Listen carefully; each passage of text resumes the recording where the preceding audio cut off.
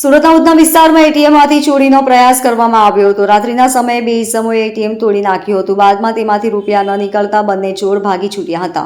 Bank દ્વારા પોલીસે જાણ કરતા ઉધના પોલીસ ઘટનાસ્થળે પહોંચી હતી। પોલીસે બંનેને સીસીટીવીના આધારે બેસ્તાન આવાસમાંથી ઝડપી લઈને આગળની તપાસ હાથ ધરી છે।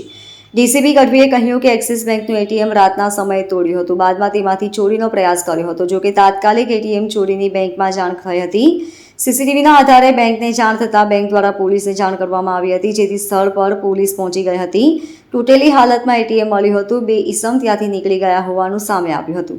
એક સોએબ કાદર શેખ અને હુસેન મોમીન સીસીટીવીમાં ઝડપાયા હતા, જેથી પોલીસે ગુનો નોંધ્યો હતો। ત્યારબાદ તે બંનેને ઝડપી લીધા છે। સ્ક્રૂ ડ્રાઈવર, બાઇક સહિત 40,000 રોકડા ઝડપી લીધા હતા। આ કેસમાં ઝડપાયેલો સોએબ અગાઉ લિંબાયતમાં ચોરીના ગુનામાં પણ ઝડપાઈ ગયો હતો।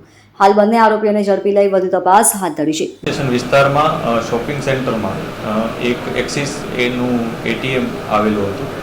આ એટીએમ સેન્ટર ખાતે રાતના સમયે બે વ્યક્તિઓએ તેને તોડી અને તેમાંથી ચોરી કરવાનો પ્રયાસ કર્યો હતો। જે બાબતે તરત જ જે એટીએમ કંટ્રોલ રૂમ હોય છે ત્યાં સિગ્નલ ગયું હતું અને એ આધારે તેઓએ સુરત શહેર પોલીસ કંટ્રોલ રૂમમાં આ બાબતે જાણ કરી હતી। જે જાણ થતાં જ ઉધના પોલીસની ટીમ તરત એના ઉપર કાર્યવાહી કરવા લાગી ગઈ હતી। જેમાં સ્થળ ઉપર વિઝિટ કરતા જે એટીએમ મશીન જે હતું સેન્ટર, ત્યાં જે મશીન હતું એ તૂટેલી હાલતમાં હતું અને ત્યાંથી બે વ્યક્તિઓ ત્યાંથી નીકળી ગયા હતા એ પ્રકારની માહિતી પોલીસને મળી હતી। પોલીસે આ બાબતે તપાસ કરતાં જ બે અજાણ્યા ઇસમોની તપાસ શરૂ કરી હતી, જેમાં આગળ જઈને સફળતા મળી હતી। આ બે ઇસમો છે એમાં એકનું નામ સોએબ કાદર શેખ છે, જ્યારે એકનું નામ હુસેન આરિફુદ્દીન મોમીન છે। આ બંને વ્યક્તિઓ આ ઘટનામાં સામેલ હતા। બંનેના સીસીટીવી ફૂટેજ પણ પોલીસને મળ્યા હતા।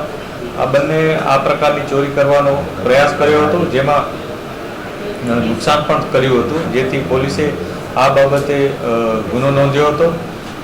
આમાંથી જે સોએબ છે એ અગાઉ પણ લિંબાયતના એક ગુનામાં, ચોરીના ગુનામાં સંડોવાયેલ હતો। પોલીસે આ બંને વ્યક્તિઓ પાસેથી 40,000નો મુદ્દામાલ જમા લીધો છે, જેમાં એક સ્ક્રૂ ડ્રાઈવર અને લોખંડની છીણી પણ છે અને એક મોટરસાયકલ કે જે તેઓ ગુનાના કામે વાપરેલું હતું। Bureau report LK star news, Surat.